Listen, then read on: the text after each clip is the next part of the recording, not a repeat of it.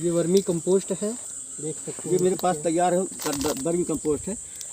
आप इस लीजिए गोबर को कोई बिना प्रोसेसिंग के इन्हीं केचुओं का किया धरा हुआ है, जो इसको इस फार्म में लाए, जैसे नहीं चाय की पत्ती जैसा बिल्कुल ये लगता, बहुत किसी प्रोसेसिंग के बाद ऐसा जो है गोबर को तैयार नहीं कर सकता। इसमें कब तक ठीक रख सकते, मतलब पेड़ में उपयोग किया जा सकता है? लेकिन इसकी नमी बनी रहनी चाहिए, सूखना नहीं चाहिए। जीवांश तो समझ ही सकते हैं कि उसका जीवांश नष्ट नहीं होना चाहिए, और उनकी भी एक क्षमता होती है कि एक सीजन में इसको आप उपयोग कर लें तो बेहतर होगा। इससे भी आगे मैं इसमें जो है अपने एक प्रयास किया हूँ, जो हमारे जैविक एजेंट है, जो हमें जैसे सूडोमोनास है या फिर हमारा पीएसबी कल्चर है, एजोटोबैक्टर है या ट्राइकोडर्मा है, तो इन सबको भी इसके साथ में जोड़ के मैंने एक अलग से ढेर लगा रखा है। वो आपको दिखा देता हूँ। मैं भी पिछले सत्र में गया था जबलपुर, तो वहाँ की एक बहुत ही अच्छी जो है जैव एजेंट तैयार करने की इकाई, तो वहाँ से मैं कुछ वो लेके आया था।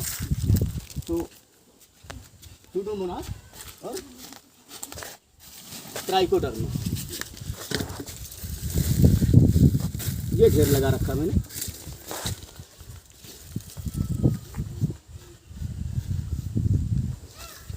ये देख सकते हैं, ये उसका ढेर लगा हुआ इस विधि से। क्योंकि आज तक जो हमारे जैव एजेंटों का खेती में उपयोग लाभकारी या कहिए कि वो व्यवहारिक सिद्ध नहीं हो पाया है, उसका एक ही कारण था कि जैव एजेंट तो बहुत सारे खोज के आ गए हैं, लेकिन किसान भाई को यही थोड़ी सी आलस हो जाती है कि इसको सीधे खेत पे जाके प्रयोग करना चाहते हैं।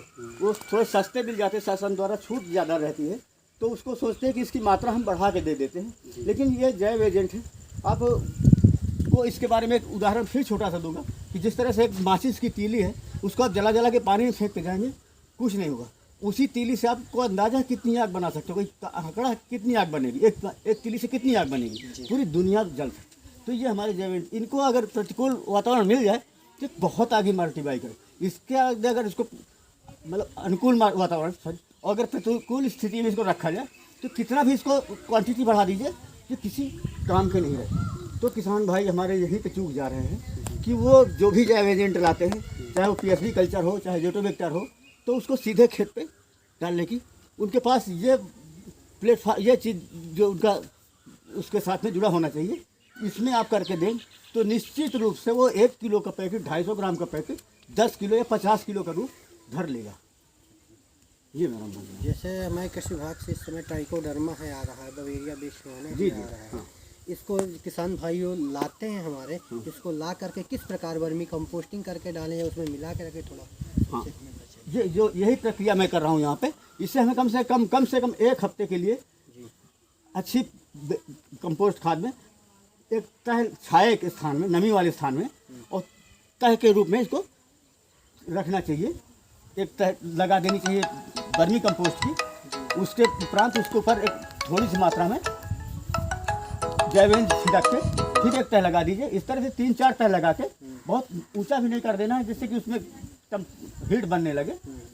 तो उसको 1 फीट के ऊंचाई तक लगभग ऊंचा जो है ढेर लगा के, और नमी का विशेष ध्यान रखना है, वो सूखने न पाए। उसमें टाट या बोरा कुछ भी है या कोई खरपतवार ही आप उसके ऊपर ढक के उसको बराबर नमी बनाए रखिए। 1 हफ्ते बाद उसे प्रयोग करेंगे आप।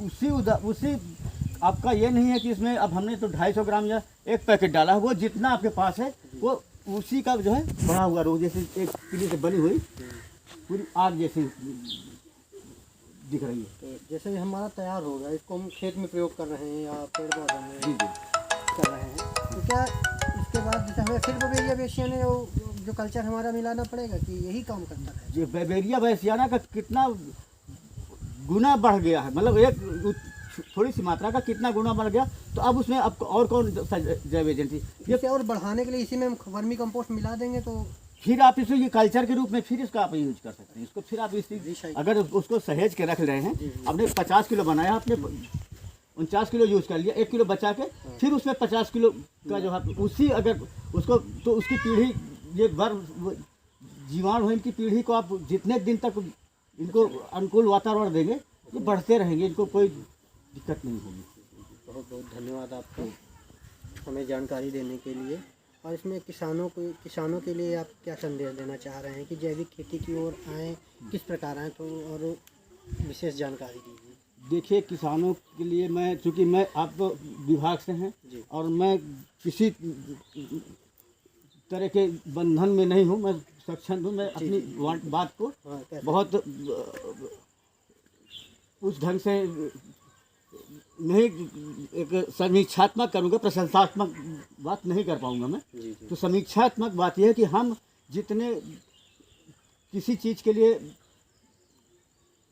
डिमांडिंग है उतने रिस्पॉन्सिबल भी हमें होना चाहिए। हम बहुत बार इस चीज़ से बिल्कुल कतरा जाते हैं। हम बहुत बड़े बड़े किसानों को देखते हैं कि उनके खेती के चर्चे सुनिए, लेकिन कभी उन्होंने एक ये नहीं कहा होगा कि आज हमने 2 लेबर खाद बनाने में लगा रखे हैं। जी। हमारी प्रवृत्ति इतनी घटिया कहूँगा कि हम खाद का ढेर भी विवादित जगह पे लेके जाके छोड़ते हैं। होते बहुत बड़े बड़े जमींदार हैं। हम एक आदर्श खेती का कोना, ये हमारे खेतों की किचन है, जो खाद का ढेर जहाँ लगाते हैं, बिल्कुल जहाँ पे हमारा अपने किचन का तो हमने बहुत टाइल्स लगवाए, बहुत से उसमें जहाँ इंस्ट्रूमेंट लगा रखे हैं, लेकिन जो धरती का किचन है उसको हम इतना उपेक्षित करके छोड़ते हैं।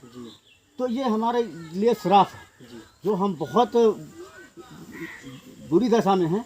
तो ये हम जो धरती के साथ अत्याचार कर रहे हैं, तो उसी का लगा हुआ श्राप है।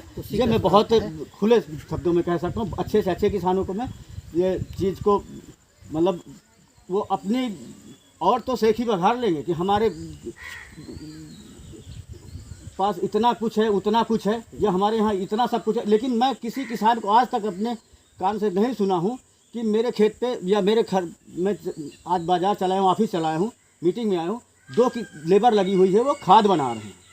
एक लेबर कभी इन्वेस्ट नहीं करते हैं पूरे साल बनाने में। जी। इसके बाद भी हम जैविक खेती, और जैविक खेती क्या है, हम कोई दूसरे के भरोसे जैविक खेती में आ जाएंगे, हम अपनी जिम्मेदारियों से भागेंगे। जी। तो हम किसान भाइयों से फिर अब अपनी थोड़ी सी भड़ास निकालनी थी। मैं अपने को उसी से जोड़ के चल रहा हूँ, और वास्तविकता है, ऐसा किसान लोग करते हैं कि खेत के खुराक की तरफ बिल्कुल ध्यान नहीं देते हैं। बिल्कुल। और खेत से कुछ आपको लाने की ज़रूरत नहीं। खेत से आप जितना कमा सकते हैं कमा लें, और जितना खा सकते हो खा लें, जो बेच सकते हो बेच लें, जो बचे वो खेत को लौटा दें। वही गलीच धरती का भोजन है। इसको आप, इन शब्दों को आप, वही गलीच जिसको हम गलीच हमारे लिए है, वो धरती का भोजन शेष हैं, उनको हम वही खेत में लौटा दें। बस उनको जिस तरह से हम पका के और जिस तरह से खाना पसंद करते हैं, तो उसी रूप में उसको भी जो हम खड़ा और सूखा ऐसे न फेंक लें, उसे सड़ाने के बाद उसको नमी की अवस्था में उपयुक्त समय पे पहुँचाएँ। एक जानकारी लेना चाह रहे थे कि